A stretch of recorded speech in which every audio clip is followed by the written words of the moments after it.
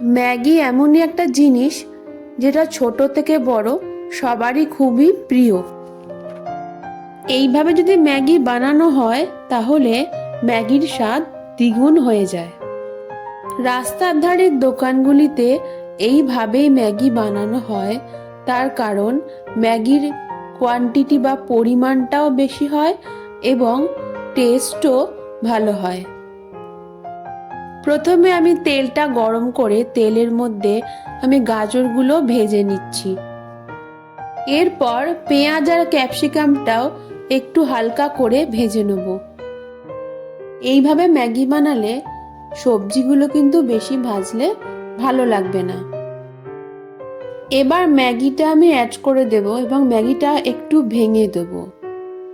তাতে পরিমাণ মতো জল অ্যাড করে দেব। ম্যাগিটা ভেঙে দিচ্ছি তার কারণ হলো ম্যাগিটা তাড়াতাড়ি সেদ্ধ হয়ে যাবে। এবার ম্যাগির মশলাটাও অ্যাড করে দেব। এবার ম্যাগিটা খুব ভালো করে সেদ্ধ করে নেব। কিছুক্ষণ ম্যাগিটা সেদ্ধ হয়ে যাওয়ার পর আমি 1 চামচ সয়া সস অ্যাড করে দেব।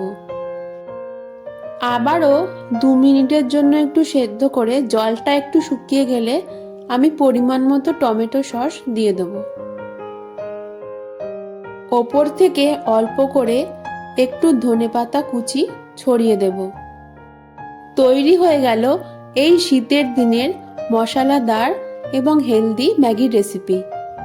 আমার এই রেসিপিটি আপনাদের কেমন লাগলো কমেন্ট করে জানাবেন।